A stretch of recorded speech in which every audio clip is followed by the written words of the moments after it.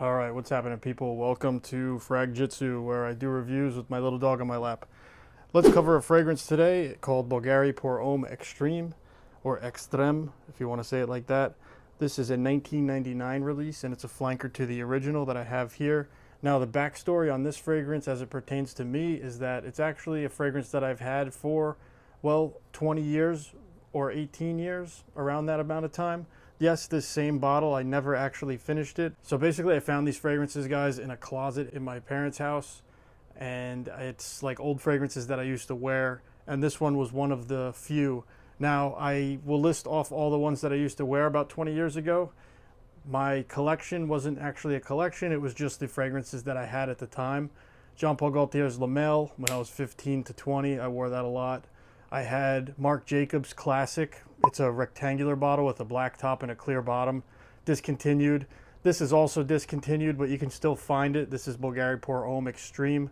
And I also have an old decrepit bottle of Curve here that basically by this point doesn't smell like it used to, but it's just an old decrepit bottle, super dusty. I left it all on there just to show you this is the state that I just pulled this out of its little collection that I got here. So yeah, guys, very interesting to stumble upon old histories. The only two fragrances from my basically childhood that I've ever found or recovered are this bottle and that bottle of Curve.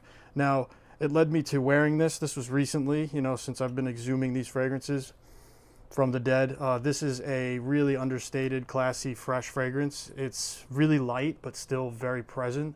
And I'd have to say the history surrounding this with me and its overall use cases and the perfumer behind it really just come together to give me this compulsion to give this a really high mark. I mean, this fragrance came out in 99, and I feel like it was just like a foreshadowing of things to come for this perfumer. So the same guy, Jacques Cavalier, is behind this. He is the in-house perfumer right now for Louis Vuitton.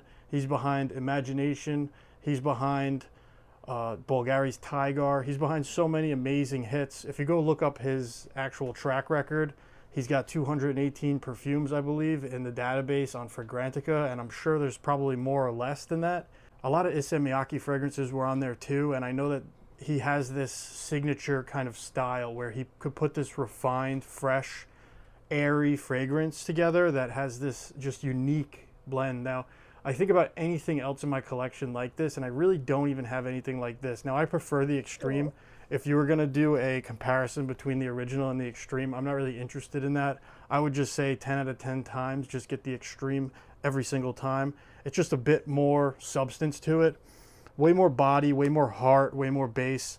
I'd say from the base, like at the latest end of the dry down you get with this thing, it does kind of let loose and turn into a soft, fresh musk that radiates off your skin. It's really nice at the end of the wear, but also I guess the heart carries this for hours and hours. It doesn't have like an insane projection, but it is a pretty present fragrance. Like, you might be surprised by how present this fragrance is and how good it is at performing. You might be under the impression that it doesn't perform at all, but I think that that's a myth. I don't think it's true that this doesn't perform at all. Now, this is like a 20-year-old bottle, so maybe this is a quote-unquote vintage batch or a good batch or something, but good sprayer on this, good atomizer.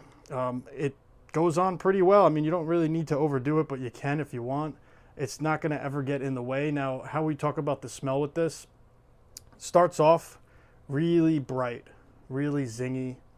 It's got a like citrus body to it, like in a grapefruit way, and it starts to get bitter, like tea and petitgrain being like a green kind of heart of this. Like the main facet that carries this is that green tea and petitgrain, but you also have that musky base and these woods that kind of prop it up for the lifetime of the fragrance. It does have this almost earthy feel to it, but it's still very airy. Very, very nice fragrance. I'd say it's a minimalist fragrance done really, really well. And it reminds me of his work with Louis Vuitton. It reminds me of that same kind of effect as the Imagination kind of has going on in it. But Imagination has way more facets. It's way more pronounced, way more loud and distinct.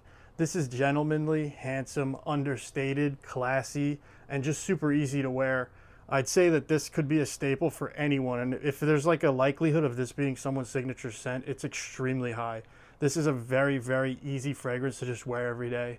I mean, you could even layer it too. It has a lot of room in the air. It doesn't like choke at all. I feel like you can almost forget about this fragrance too. Like just wear it and it doesn't become like a full day's kind of commitment to you. You don't have to like worry ever about this fragrance. It's just really, really relaxing, easy fragrance. And I feel like that layer that's in imagination is in this too. But like only a small piece of that. A piece of this must have made it into that later years down the road. When he constructed that, I feel like there is a layer in imagination that is also like this, but left a lot more space in this fragrance. There's a lot less perfumey aspects to this. I feel like it's just a really minimalist, great fragrance, and I'd say it's a 10 out of 10. Everybody looking for a signature masculine scent that is just really understated. Like you can never do anything wrong with this fragrance. I really don't think anyone's ever gonna feel like something happened, something overbearing or too much happened here. This is a really fine fragrance, and I feel like it's at good prices too. I know it's discontinued, but you guys can find it. It's out there. I've seen it for about $80 to $100, and this is the 50 ml, which is like 20 years old at this point, so I'm basically like trying not to use too much of it. That's just the way I am. I don't like, running through fragrance, but this being like 20 years old, this bottle, it still like smells good. It doesn't have anything wrong with it. You would say like, oh, fragrances go bad in 5 to 10 years. Well, not this one. Maybe because it was sitting in a closet and it wasn't in light or anything. But yeah, it's just a really easy fragrance to get around. It's just like totally different than a lot of things in its kind of sphere. Now, when you think of like, it's almost like a barbershop fragrance, guys. It's almost like one. So like it made me think of Tom Ford's Beau de Jour, but this is way more heavy-handed than that. This is way more fragrancy than that. It's just so much more like barbershop committed fragrance. It has just this like really distinct, pronounced, piercing, projecting smell. Doggy wants to go. Goodbye, doggy.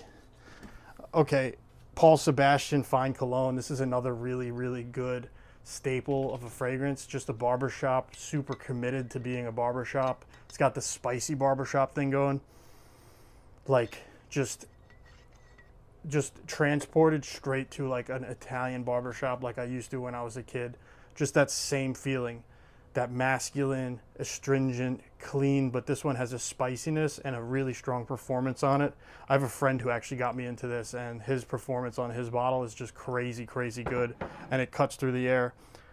I'd say if you want to compare to Bvlgari Pour Homme, I don't really feel that Bvlgari Pour Homme is like really anything much of a fragrance to me. It's really such in the background fragrance. Like I just would never wear this, and I probably would just easily get rid of that bottle and never wear it again.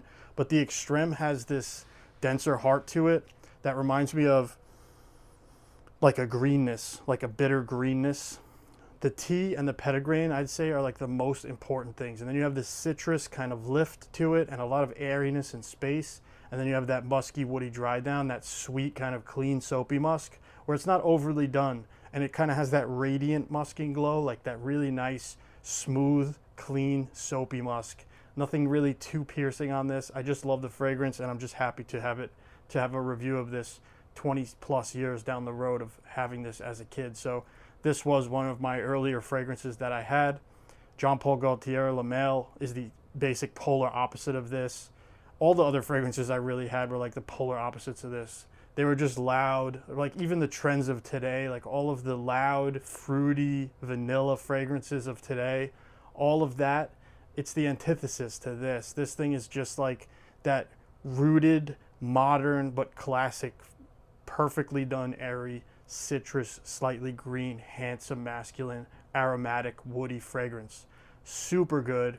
And I really hope that people out there could still enjoy something like this in today's day and age with all of this kind of arms race of performance. And I know I'm a pretty big performance hound too. I love fragrances with a lot of bombastic kind of elements. I love fragrances that have just so much going on, huge, loud fragrances.